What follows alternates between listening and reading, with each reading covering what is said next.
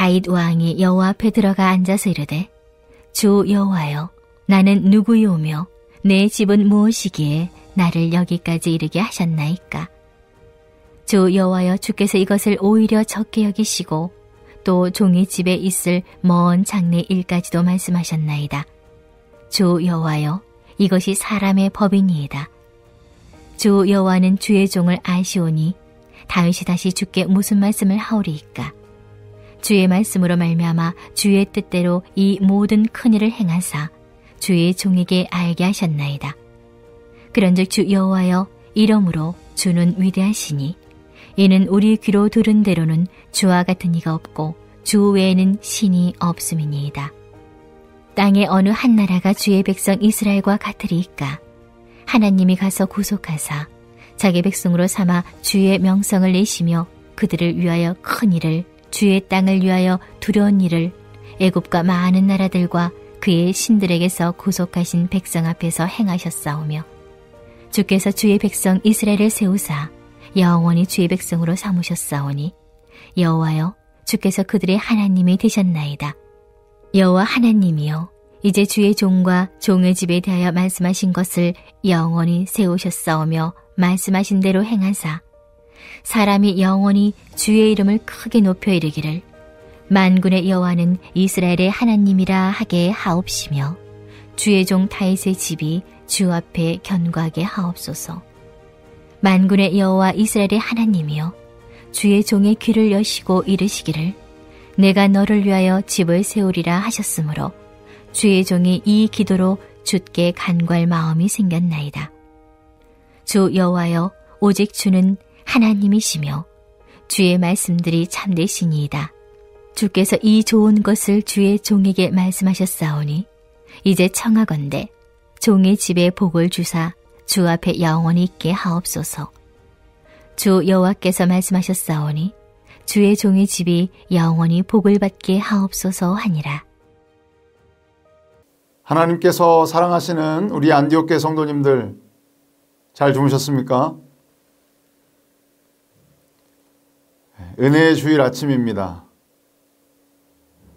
오늘 본문은 나단 선지자를 통해서 하나님께서 약속하신 그 축복의 말씀으로 인해서 다윗이 감사와 찬양과 기도를 올려드리는 그러한 내용입니다. 이스라엘의 왕이 된 다윗은 지금 성막에 들어가서 여호와 하나님 앞에 무릎을 꿇고 앉아서 기도하고 있습니다. 그러면서 이렇게 고백하지요. 하나님, 내가 누구고 내가 무엇이기에 주님께서 나를 여기까지 인도하셨습니까?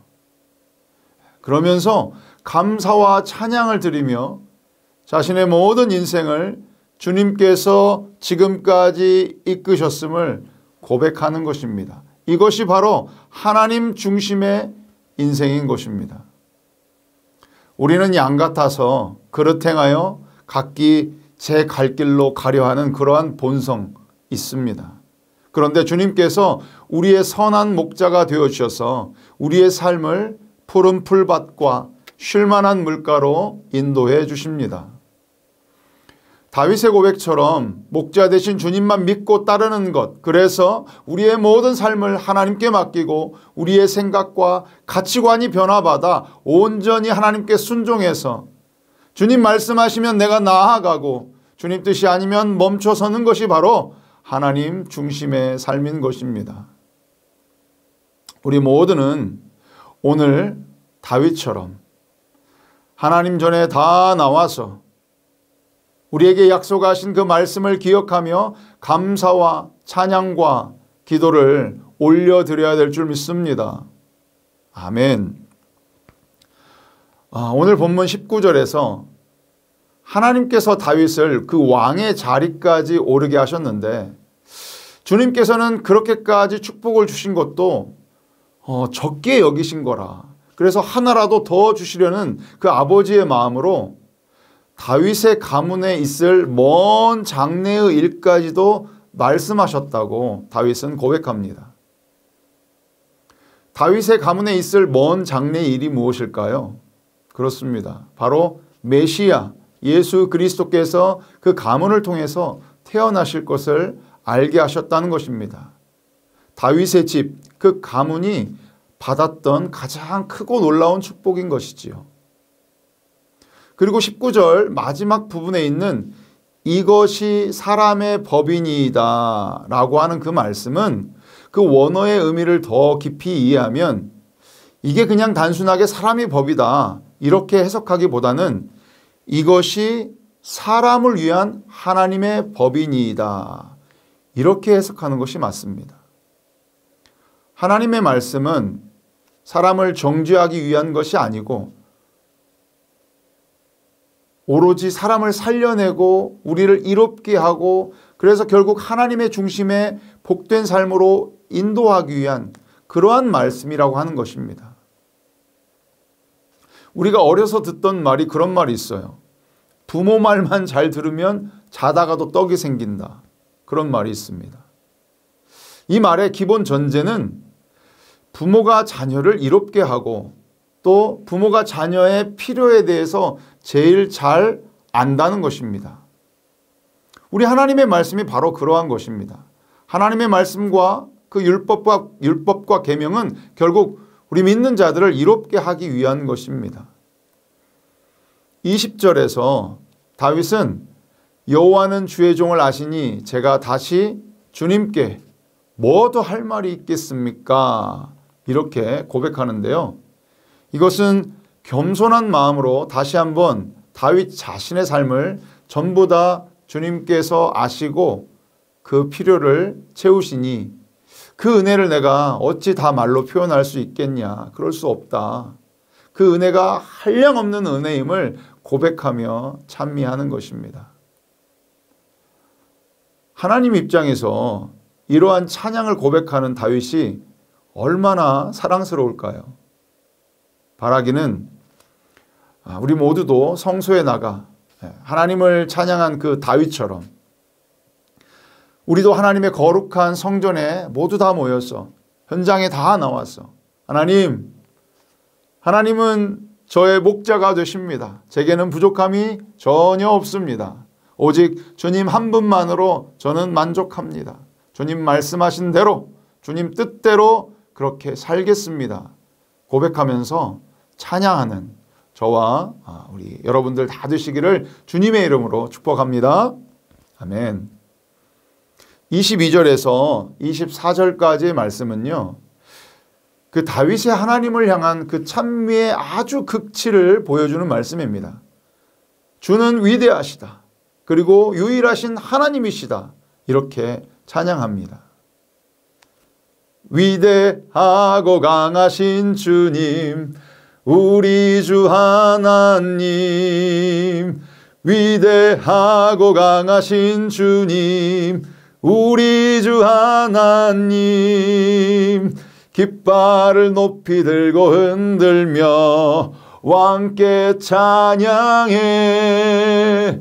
위대하고 강하신 주님, 우리 주 하나님. 아마 다윗은 춤을 추며 이 찬양을 아마 힘차게 이렇게 불렀을 것 같아요. 특별히 23절과 24절의 말씀에서는 이스라엘 백성을 하나님께서 직접 가서 구속하사 영원한 자신의 백성으로 삼아주셨고 그들의 하나님이 되셨다 이렇게 고백합니다.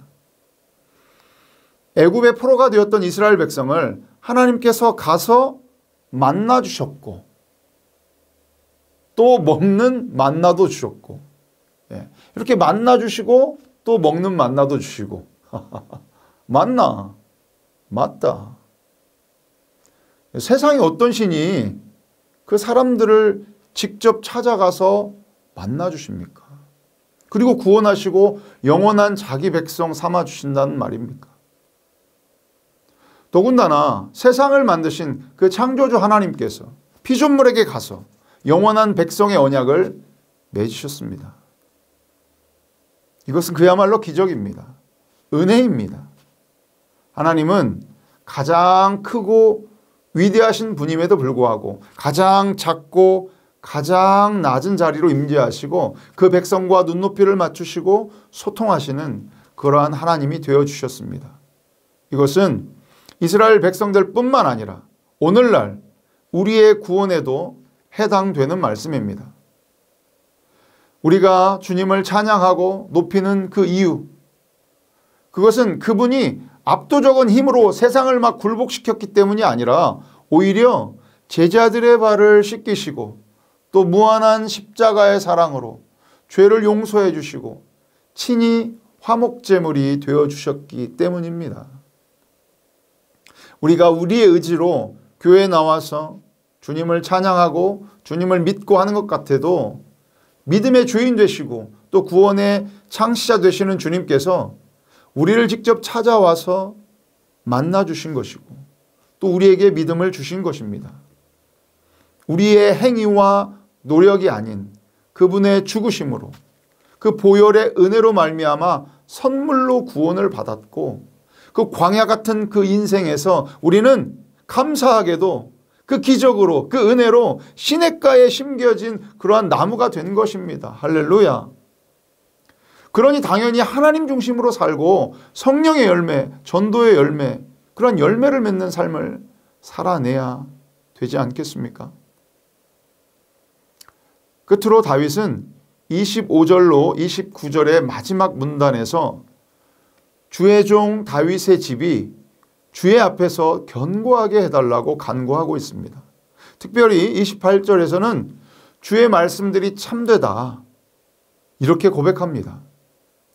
약속의 말씀대로 모든 것을 분명히 이루어 가시는 신실하신 하나님을 찬양하고 있는 것입니다. 또 29절의 말씀에서는 종의 집에 복을 주사 주의 앞에 영원히 있게 하옵소서라고 기도합니다. 다윗의 집이 주의 앞에서 견고하게 되고 다윗의 집이 주의 앞에서 영원히 있게 해달라고 간구하면서 주의 앞에라는 말을 여러 번 합니다. 이것은 즉 말씀 앞에 있는 것이 복되다라고 하는 고백인 것입니다. 주 앞에 거하는 것, 즉 주님 앞에, 주님 말씀 앞에 순종하며 사는 삶이 바로 복된 삶임을 고백하는 것이지요. 이것은 시편 1편의 말씀을 떠오르게 합니다.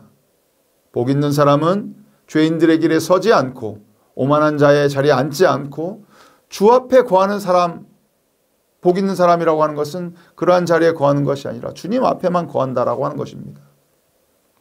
주 앞에 거한다는 것이 무엇입니까? 하나님의 말씀을 즐거워하고 매일매일 읽고 묵상하는 것입니다. 우리가 올해 이제 성경 일독도 끝났으니까 이제 성경책 교회 갈 때나 들고 가지. 올해 목표는 성경 일독하는 것이었으니까 이제 덮어두자. 여러분 이러지 마시고요. 다시 성경을 피세요. 기쁨으로 또 읽어 나가시기 바랍니다.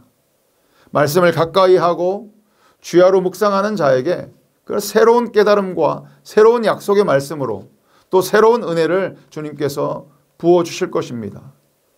이것이 바로 복 있는 사람입니다. 부자 되고 높은 자리에 올라서 승승장구하면 물론 좋겠죠.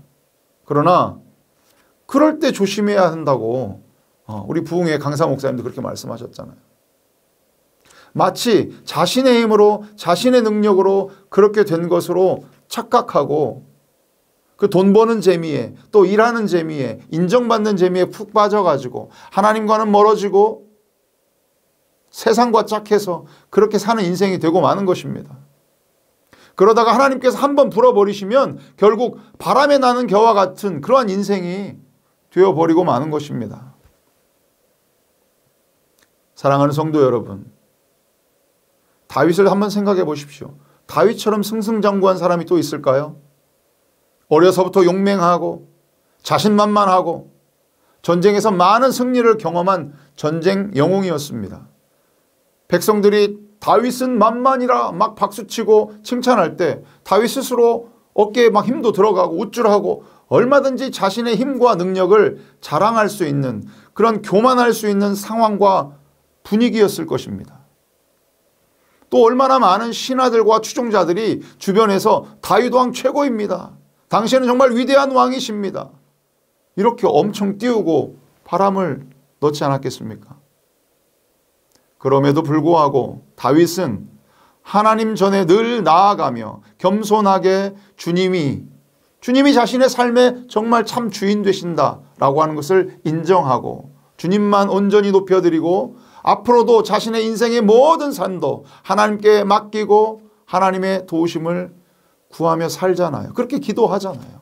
우리도 다윗과 같이 하나님 전에 나아가서 찬양과 경배를 드리며 하나님께서 인정하시는 그러한 하나님 중심의 복된 인생을 사시기를 주님의 이름으로 간절히 소망합니다. 아멘. 우리 이 믿음의 확신 가지고 오늘 주신 약속의 말씀을 붙들고 우리 결단하면서 함께 기도하겠습니다.